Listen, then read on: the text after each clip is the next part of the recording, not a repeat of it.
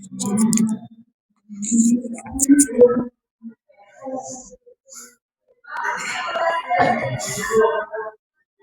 बच्चों, सभी को मेरा सुप्रभात।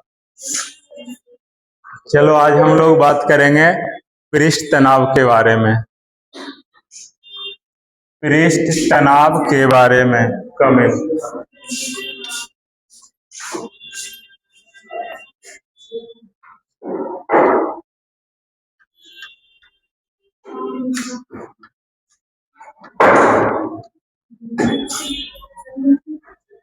पृष्ठ तनाव है क्या? पृष्ठ का मतलब क्या होता है? सतह। पृष्ठ का मतलब सतह। और ये पृष्ठ तनाव किस तरह के पदार्थ का गुण है? तो द्रव पदार्थ के। पृष्ठ तनाव किस तरह के पदार्थ का गुण है? द्रव पदार्थ के गुण है। आइए करेगा क्या? तनाव का मतलब क्या होता है? तनाव का मतलब खिंचाव, खींचना। तो द्रव का सतह है ना, जो द्रव के सतह है ना, वो अणुओं को खींचेगा, सतह से खींचेगा, खींचेगा ना तो उसका आकृति गोल हो जाता है। चारों तरफ से जैसे द्रव है उस पर चारों तरफ से अंदर की तरफ बल लगे, इधर से भी लगे, इधर से भी लगे, चारों तरफ से लगे तो उसका आकृति कैसा हो जाएगा? गोलाकार हो जाएगा। चारों तरफ से बल लगेगा तो उसका आकृति गोलाकार हो जाएगा। तो द्रव के सतह का वह गुण जिसके कारण वह सिकुड़कर अपने मुक्त पृष्ठ का क्षेत्रफल न्यूनतम बनाए रखने की प्रवृत्ति रखता है, उसे पृष्ठ तनाव कहते हैं। उसे पृष्ठ तनाव कहते हैं। अब तुमको कुछ आयतन दे दे। चलो पिघला हुआ कांच का कुछ आयतन 2 लीटर का बर्तन दे दे। चलो इधर ध्यान से सुनो। पिघला हुआ कांच तुमको दे दे, यानी कि द्रव अवस्था में है, और 2 लीटर वाला बर्तन में मतलब अभी भरा हुआ है, ठीक है। उसको कौन सा आकृति में ढालोगे, कौन सा आकृति में ढालोगे कि उसका क्षेत्रफल सबसे कम होगा? हम एक सवाल तुम लोग से कर रहे हैं कि एक बर्तन में पहले से कुछ द्रव मटेरियल रखा हुआ है, उसको किस आकृति में ढालोगे कि बाहरी सतह का क्षेत्रफल कम होगा? तो उस आकृति को ना गोला में ढालना पड़ेगा। गोला में जब ढालोगे ना तो उसका क्षेत्रफल सबसे कम होता है। अरे ये सब तो काम घर पर भी तुम लोग यूज में लाते रहते हो। जैसे अब कोई बाहर से आ रहे हैं अतिथि, तो उस समय जल्दी यदि मतलब किसी चीज को रखना रहता है तो क्या करते हो? एकदम जल्दी से मोड़ते हो, यानी गोल बनाते हो और कहीं पर रख देते हो। यदि समेटने का समय नहीं मिलता तो गोल कर देते हो ना, वो जगह कम घेरता है तो जल्दी मतलब गोल करके रख देते हो। तो दिए हुए आयतन में एक नोट में पॉइंट ऐड है कि दिए हुए आयतन के लिए न्यूनतम क्षेत्रफल वाला आकृति कैसा होता है? गोला। दिए हुए आयतन के लिए न्यूनतम क्षेत्रफल वाला आकृति गोला होता है, गोलाकार होता है। अब पृष्ठ तनाव का गणितीय परिभाषा देखेंगे। ये परिभाषित कैसे होगा, गणित के अनुसार कैसे परिभाषित होगा? तो देखो, पृष्ठ तनाव को पहले हम लोग सूचित करते हैं बाई से सूचित करते हैं। अब बाई बराबर फार्मूला होता है बल बटा लंबाई, मतलब कि कुछ ऐसा। चलो एक बर्तन है, उसके भीतर में हम द्रव रख दिए हैं, पानी रख दिए हैं। एक बर्तन में हम पानी रख दिए हैं। ये सबको मालूम ना, पृष्ठ तनाव कब कहां पर काम करता है? सबसे ऊपरी सतह पर। कहां पर काम करता है? सबसे ऊपरी सतह पर। तो यहां पर मतलब यहां से लेकर के यहां तक कुछ इसका लंबाई भी होगा, यहां से यहां तक कुछ लंबाई होगा, और इस लंबाई के लंबवत बल काम करता है ना, ये इसके लंबाई के लंबवत जो बल काम करता है ना, इसी को बोला जाता है पृष्ठ तनाव। इसी को बोला जाता है पृष्ठ तनाव, यानी प्रति एकांक लंबाई पर लगने वाला बल पृष्ठ तनाव कहलाता है। फिर से, प्रति एकांक लंबाई पर लगने वाला लंबवत बल, कैसा बल? लंबवत बल पृष्ठ तनाव कहलाता है।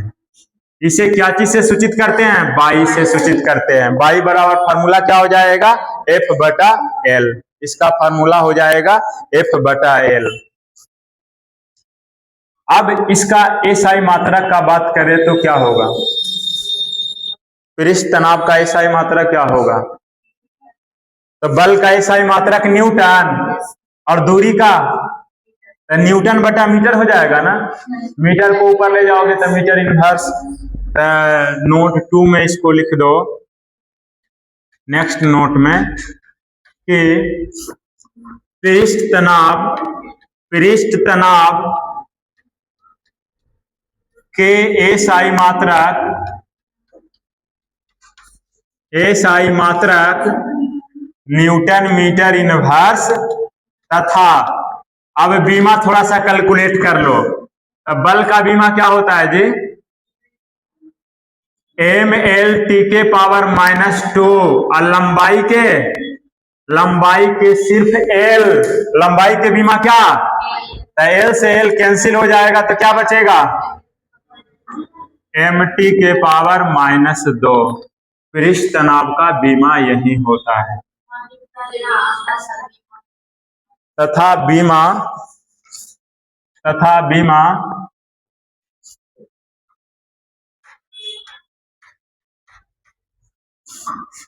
mt के पावर -2 होता है।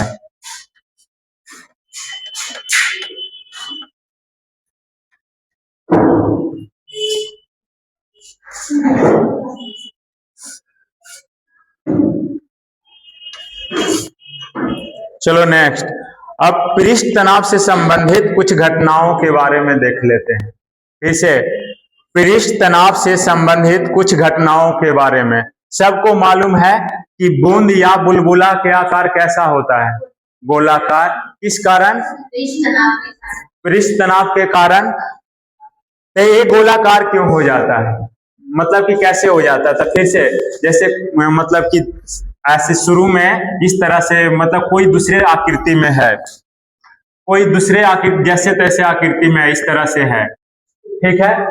और इस पर जब मतलब कि केंद्र की तरफ सब तरफ से बल लगेगा ना, सब तरफ से तनाव आएगा ना, तो ये वाला छोटा पड़ेगा। मतलब कि जहां पर ज्यादा दूरी है ना उस पर ज्यादा बल लगेगा, कम वाला पर कम बल लगेगा। तो ज्यादा दूरी वाला पर ज्यादा बल लगेगा ना तो सबको फिर धीरे धीरे वो कर देगा गोलाकार। बल मतलब केंद्र की तरफ सब में लगेगा तब उसका आकृति हो जाएगा गोलाकार। इस वजह से गोलाकार होता है। फिर कहते हैं कि फुहारने से ठंडक की उत्पत्ति होती है। गर्मी के दिन में तो मतलब कि फुहारने वाला यानी कि महीन महीन छिद्र वाला पंप से तुम मतलब कि फुहारा दोगे ना तो वहां का वातावरण ठंडा हो जाता है, ठंडा हो जाता है। तो ठंडा होने का वजह बता सकते हो? पहले ये तो पृष्ठ तनाव का यहाँ पर उपयोग है, लेकिन कैसे ठंडा हो जाता है तो थोड़ा सा उसके बारे में समझ लेते हैं। अच्छा, ये पता तो होगा कि मतलब कि जल को खुला छोड़ दिया जाता है तो वाष्पित होते रहता है। गर्म मतलब 100 डिग्री सेल्सियस करने पर तो सबके सब वाष्पित हो जाता है, लेकिन नॉर्मल ताप पर भी 25 से 30 डिग्री के ताप पर भी जल है जो धीरे धीरे वाष्पित होते रहता है। तब वाष्पित होने के लिए उष्मा की जरूरत पड़ेगा ना। अब पहले आप फुहारा देंगे तो छोटा छोटा कण हो जाएगा। पहले एक बड़ा सा कण था, ठीक है, पहले पंप के अंदर था तो बड़ा सा मतलब पानी का एक सिल्ली टाइप के था, ठीक है। अब ये छोटे छोटे टुकड़ा में बट गया, तो अब बताओ किसका क्षेत्रफल ज्यादा होगा? छोटा छोटा टुकड़ा में बटा तब उसका क्षेत्रफल ज्यादा कि यहां पर ज्यादा उसका क्षेत्रफल? छोटा छोटा टुकड़ा में बटेगा ना तब उसका क्षेत्रफल ज्यादा हो जाएगा। छोटा छोटा टुकड़ा में बटेगा तो। और वाष्पन कहां से होता है? क्षेत्रफल से होता है कि उसके अंदर, सतह से होता है कि उसके अंदर से होता है? सतह से। तो क्षेत्रफल ज्यादा होगा तो वाष्पन ज्यादा होगा क्या? क्षेत्रफल ज्यादा, तो ज्यादा क्षेत्रफल हुआ तो वाष्पन सारा क्षेत्रफल से होगा, तो वाष्पन मतलब कि क्षेत्रफल ज्यादा तो वाष्पन भी ज्यादा, और वाष्पन ज्यादा होगा तो वाष्पन के लिए ना कुछ ऊष्मा की जरूरत पड़ता है। ये ऊष्मा कहां से लेगा? तो जल के अणु से लेगा, जल के भीतर वाला अणु से लेगा, या वातावरण के अणु से ऊष्मा लेगा। अब वो ऊष्मा लेकर के खुद गैस बन के उड़ जाएगा, तो यहाँ का वातावरण ठंडा ही पड़ेगा ना। अरे यहाँ का ऊष्मा लेकर के गैस चला गया तो वहां का वातावरण कैसा पड़ जाएगा? ठंडा। तो इसी वजह से फुहारने से ठंडक की उत्पत्ति होती है। तीसरा है पानी की सतह पर कपूर के टुकड़ों का नाचना। पानी की सतह पर कपूर के छोटा सा टुकड़ा क्या होता है? नाचने लगता है। नाचने का वजह क्या है? तो सबसे पहला चीज क्या है? डूब नहीं रहा है, तो इसका मतलब कपूर का घनत्व पानी से कम है। कपूर का घनत्व पानी से कम है तो ऊपर है, ठीक है। कपूर ना पानी में पूरी तरह से घुलता नहीं है, थोड़ा बहुत घुलता है, पूरी तरह से घुलता नहीं है। चलो पहले पानी का सतह बना लेते हैं, कपूर भी बना लेंगे, तब थोड़ा सा समझना और आसान होगा। कपूर के छोटा सा टुकड़ा है, अब ये पूरी तरह से घुलता नहीं है, तो किधरों का भाग घुला, इधर का भाग मान लो कि घुल गया, और इधर का भाग नहीं घुला, इधर का भाग नहीं घुला, इधर का भाग घुला, ठीक है। जहां पर पानी में घुलेगा ना, कपूर पानी में घुलता है ना, तो वहां का पृष्ठ तनाव कम हो जाता है। वहां का पृष्ठ तनाव क्या हो जाता है? तो इधर का पृष्ठ तनाव कम गया, तो दूसरा तरफ का पृष्ठ तनाव क्या होगा? ज्यादा। तो कम पृष्ठ तनाव से ना ज्यादा पृष्ठ तनाव की तरफ, जैसे इधर से ज्यादा बल लगेगा तो एक कपूर इधर आएगा, फिर इसका दूसरा वाला भाग यहां पर घुला तो फिर इधर की तरफ आएगा। तो मतलब कि इधर उधर जाने के क्रम में ना हम लोग को नाचता हुआ दिखाई पड़ता है। अब इधर उधर जाएगा तो हमको क्या लगेगा कि वो नाच रहा है। अरे नाचना क्या, अपना जगह में बदलाव ही तो है। अरे कोई आदमी डांस कर रहा है तो उसके अपने पोजीशन में बदलाव ही ना है, और कुछ है कि अपने खाली स्थिति में बदलाव है, इधर उधर हाथ किया, फिर शरीर को हिलाया, ऐसे यही तो डांस का एक स्टेप है। कोई जरूरी नहीं है अब किधर से बल उस पर ज्यादा लग रहा है उधरे की तरफ जाते चला, उधरे जाता चला जाएगा। कोई जरूरी नहीं है कि पहले जहां से चालू किया है वहीं पर पहुंच जाए, ऐसा कोई जरूरी नहीं है। फिर बात करता है चौथा नंबर, साबुन का घोल शुद्ध जल की अपेक्षा कपड़े की सफाई अधिक करता है। साबुन का घोल है जो शुद्ध जल की अपेक्षा कपड़ों का सफाई अधिक करता है, सबको मालूम है ना। यदि साबुन वाला पानी से कपड़ा धोना हो, तुम्हारे पास दोनों उपलब्ध है, साबुन वाला पानी और शुद्ध पानी, तो किसमें कपड़ा धोना पसंद करोगे? क्यों? कपड़ा साफ ज्यादा होता है। वजह? जब पानी में ना साबुन मिलाया जाता है ना, तब उसका पृष्ठ तनाव कम जाता है, पृष्ठ तनाव कम जाता है, और कम जाता है ना तो वो फैलता ज्यादा है, तो वो महीन ना छिद्रों, कपड़ा के महीन छिद्र में भी प्रवेश कर जाता है, और इस वजह से कपड़ों की सफाई होता है। ऐसे शुद्ध जल में देखना, मतलब कि तुम उसमें तौली उली कुछ डाल करके निकाल के देखना, कई बार दिखेगा ना कि कई भाग भीगेगा भी नहीं। हाँ, तो क्यों? पृष्ठ तनाव शुद्ध जल का ज्यादा होता है ना, तो वहां पृष्ठ तनाव मतलब कि ज्यादा होने के वजह से उसमें प्रवेश नहीं करने देता। और साबुन वाला पानी में एक बार डुबा करके देखना, उसके बाद निकालना, वो पूरा के पूरा को भिंगा देगा, एक ही बार में पूरा के पूरा को भिंगा देगा।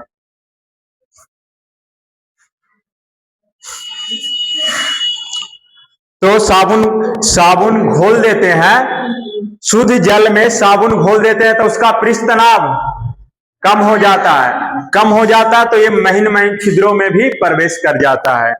सेम टाइप के फिर है, जैसे अब धोने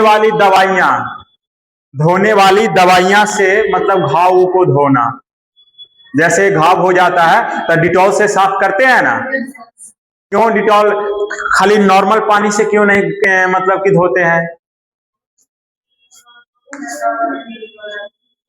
तो पहला नंबर उसका दो कारण है कि उसके पास उसका पृष्ठ तनाव ना बहुत कम होता है, तो घाव के प्रत्येक छिद्रों में प्रवेश कर जाता है।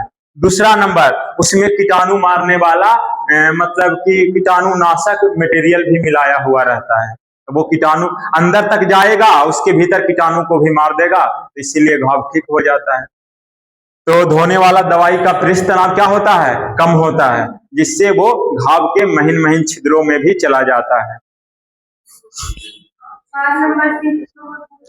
अच्छा बताते हैं, वो दोनों एक जैसे सेम टाइप के था, तो इसलिए यहां से यहां पहुंच गए। ठीक है, चाहे गर्म पानी या तो गर्म पानी धोने के लिए इस्तेमाल करते हैं ना, तो गर्म पानी का भी पृष्ठ तनाव कम होता है। गर्म पानी या साबुन वाला पानी या सरफ वाला पानी, तीनों का पृष्ठ तनाव कम हो जाता है। कपूर से भी कम जाता है, फिटकिरी से भी कम जाता है, फिटकिरी में से भी कम जाता है। ठीक है, अब शीशे के छर्रा बनाना, छर्रा यानी कि गोली बनाना, शीशे की छर्रा बनाना।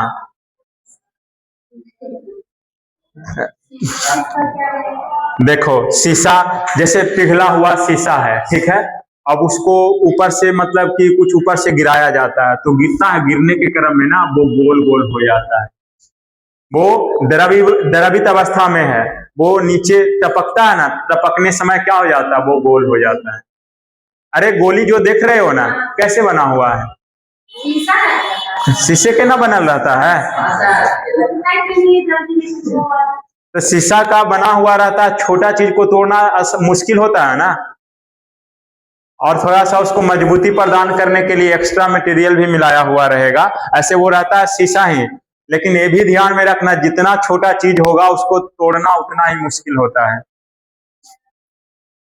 जैसे ये वाला है, अभी इसको तोड़ना ज्यादा मुश्किल नहीं है, ये तोड़ सकते हैं। फिर आधा होगा, फिर आधा होगा, आधा होगा, तब वो तोड़ना थोड़ा सा मतलब कि उससे थोड़ा मुश्किल होगा। और जब छोटा हो जाएगा ना तो तोड़ दोगे क्या? तोड़ना मुश्किल हो जाएगा। जितना छोटा होता है ना उसको तोड़ना उतना ही मुश्किल होता है। तो एक केमिस्ट्री का भी कॉन्सेप्ट तुम लोग को यहाँ पर दिखा देते हैं एक बार।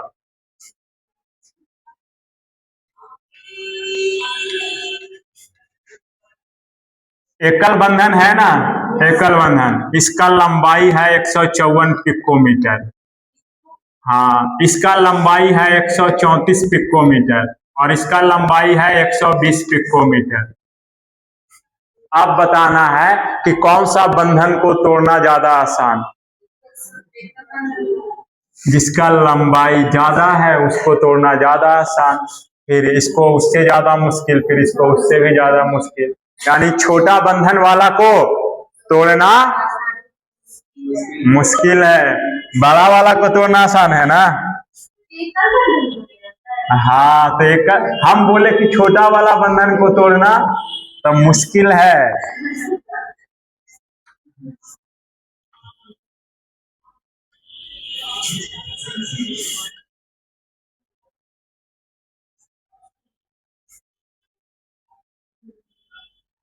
अच्छा, लीड को जलाए हो तुम लोग? हाँ, एकदम आग जब निकलता है ना तो एकदम धूप से जैसे उससे ज्यादा कि उसका मुंह गोल हो जाएगा, मतलब कैसे हो रहेगा ना, तो गोल हो जाता है ना, पिघलने पर गोल हो जाता है। तो उसी तरह कांच का भी नली रहता है ना, तो उसके सिरा को गर्म करोगे ना तो गोल हो जाता है। गर्म करोगे तो कैसा हो जाता है? गोल। गोल होने का वजह, जैसे गर्म किए, पहले गर्म किए तो क्या होगा? पिघलेगा, और पिघलने के बाद उस पर पृष्ठ तनाव काम करेगा।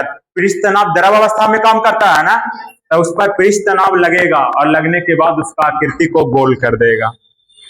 फिर गर्म सूप ठंडे सूप की अपेक्षा अधिक स्वादिष्ट होता है। सूप बोले ना, सूप बोले तो वो फटकने वाला सूप का बात नहीं किया जा रहा है। सूप मतलब कि क्या होता है, एक पीने वाला द्रव है, गाढ़ा भी बोलता है, पीने वाला एक द्रव है, उसको गाढ़ा भी बोलते हैं। अच्छा काढ़ा, सॉरी, हाँ हम गलत हैं, यहाँ पर काढ़ा बोला जाता है उसको ना, पीने वाला को। हाँ क्यों ज्यादा स्वादिष्ट लगता है? चलो अरे उसको छोड़ो ना, मतलब कि जैसे चाय पीते हो तो गरम चाय ज्यादा स्वादिष्ट क्यों? गरम चीजें का पृष्ठ तनाव, गरम चीज का पृष्ठ तनाव कम, तब वो फैलता है ज्यादा, और ज्यादा फैलेगा ना तो ज्यादा उसका स्वाद ले पाओगे ना, और ज्यादा स्वाद ले पाओगे तो वो स्वादिष्ट लगेगा।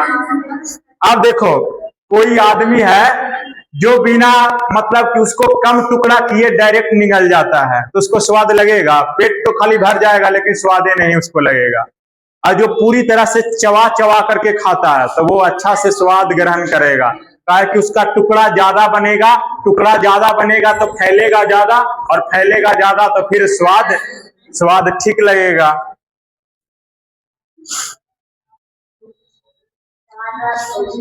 ठीक है, तो चलो अब हम लोग बात करते हैं पृष्ठ तनाव से संबंधित कुछ प्रमुख पदों की व्याख्या, कुछ प्रमुख शब्द का परिभाषा के बारे में देखेंगे।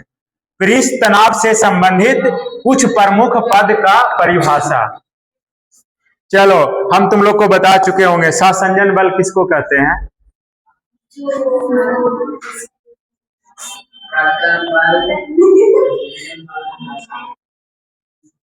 सहसंजन बल किसको कहते हैं? एक ही तरह के अणुओं के बीच लगता है कि अलग अलग?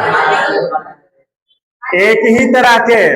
सहसंजन बल बोला ना, तो एक ही पदार्थ के दो अणुओं के बीच लगने वाला बल सहसंजन बल कहलाता है। अब बल का प्रकृति कैसा होता है? आकर्षण की प्रतिकर्षण, आकर्षण। एक ही पदार्थ के दो अणुओं के बीच लगने वाला आकर्षण बल सहसंजन बल कहलाता है।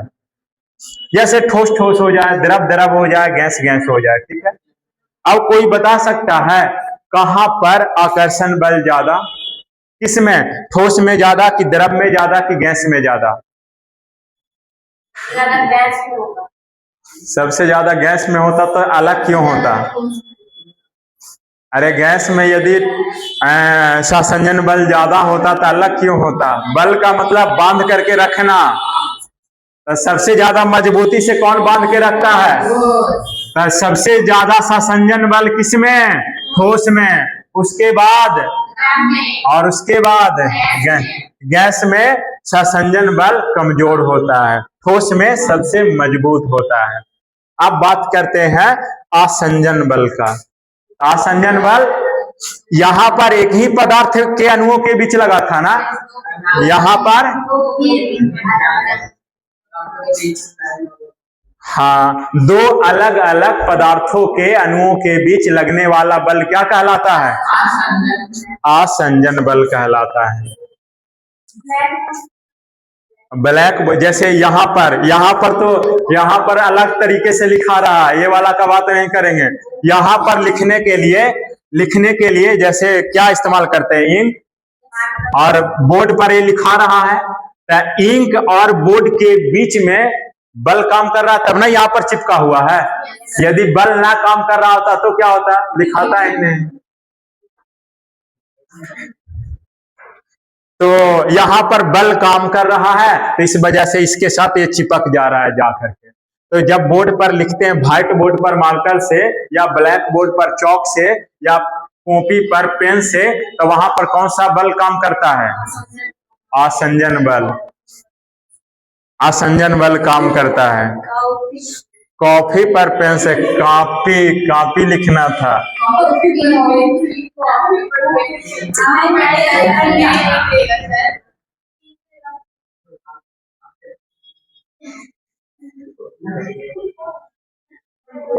कॉपी पर पेन से लिखना आसंजन बल के कारण ही संभव हो पाता है। अब बात करते हैं आणविक परास का। आणविक परास क्या है? तो देखो, जल है, देखो इधर ध्यान से, जल है, चलो यहां थोड़ा सा दूर रखते हैं, ठीक है? ये आपस में इसका जल का एक अणु दूसरे अणु को आकर्षित नहीं कर पा रहा है, यहाँ पर आकर्षित नहीं कर पा रहा है, ठीक है। और यहाँ पर एक दूसरा मतलब कि बना देते हैं जगह, वहां पर आकर्षित कर रहा है, या और थोड़ा सा भीड़ कर दिए, और भीड़ कर दिए तो जल का एक अणु दूसरे अणु को आकर्षित कर रहा है, तो यहाँ पर कर रहा है, तो बताना है कि वह अधिकतम दूरी जहां तक एक अणु दूसरे अणु को आकर्षित कर सकता है। फिर से, वह अधिकतम दूरी जहां तक एक अणु दूसरे अणु को आकर्षित कर सकता है, उस दूरी को क्या बोलोगे? आणविक परास। अब उसके बाद आकर्षण नहीं, इसके बाद थोड़ा भी कर देना तो आकर्षण ना करे, थोड़ा भी ज्यादा कर दे तो आकर्षण इस पर ना, मतलब इसको ना खींच पाए, तो ये वाला आणविक परास से बाहर हो गया। और यदि खींच पा रहा है तो वो आणविक परास के भीतर ही है, और आणविक परास का मान ना लगभग होता है 10 के पावर -9 मीटर। 10 के पावर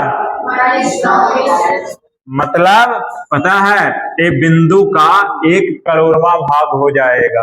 ये बिंदु दिख रहा है ना, ये मिली में होता है, मिली में होता है तो 10 के पावर 6 कितना, सॉरी 10 लाख। एक बिंदु का ना, एक बिंदु का 10 लाखवां भाग बन जाएगा। आप सोचो कि कितना होगा, कितना, इसको 10 लाख भागों में बांटोगे तो कितना होगा, लगभग ना के बराबर हो जाएगा ना। तो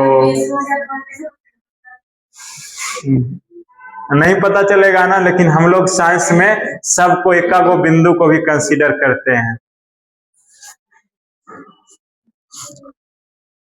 फिर से देख लो, किसी दो अणुओं के बीच के वह अधिकतम दूरी जहां तक वह एक दूसरे को आकर्षित कर सकते हैं, उस दूरी को क्या बोलते हैं? आणविक परास कहते हैं, आणविक परास कहते हैं।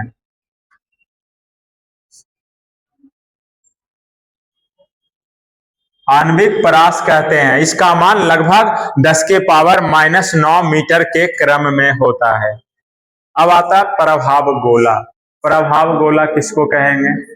तो देखो, जल था, जल को ले लो, ठीक है, और आणविक परास न जितना था ना, उसका दूरी के बराबर एक कल्पना में गोला बना लो, कल्पना, गोला का कल्पना करो, और ये जो गोला का कल्पना कर रहे हो ना, यही प्रभाव गोला है,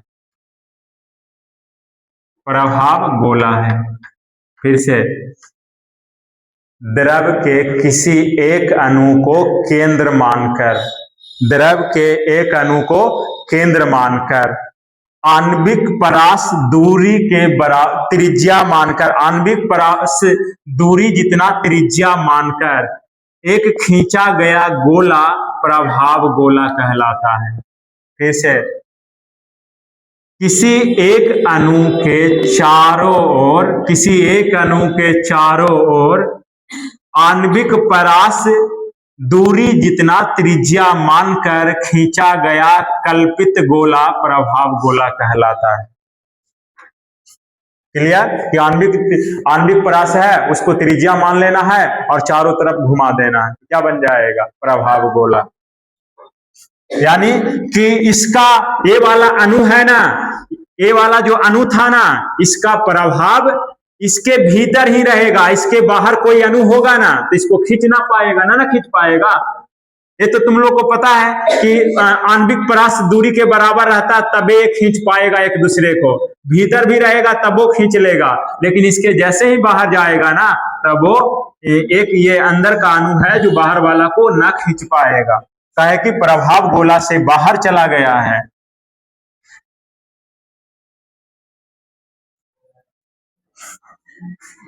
प्रभाव गोला से वो बाहर चला गया था।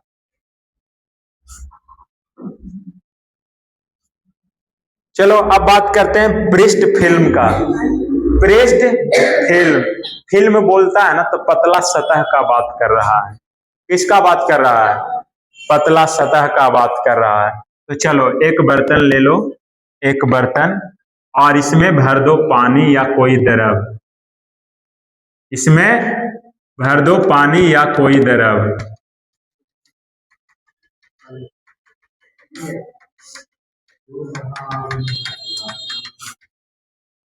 अब क्या करना है, इसका मुक्त सतह, मुक्त ऊपरी सतह को ना बोला जाता मुक्त सतह, ऊपरी सतह को क्या बोला जाता है, मुक्त सतह। तो इसका मुक्त सतह ये वाला होगा, ठीक है।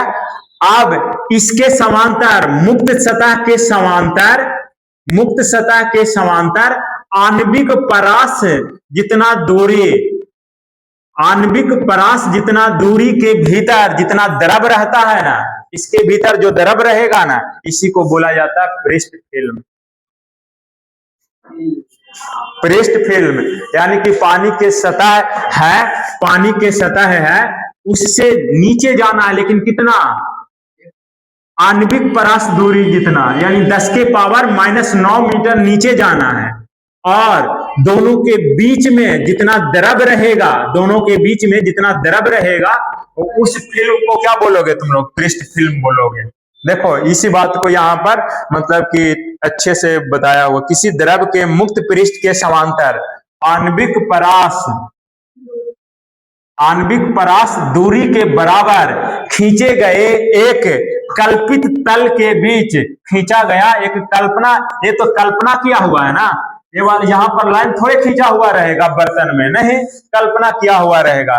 तो कल्पित तल के बीच निहित द्रव, इसके बीच में जो द्रव उपस्थित है वो निहित द्रव पृष्ठ फिल्म कहलाता है। तो आज यहीं तक रहने दो, ऑफ कर दो।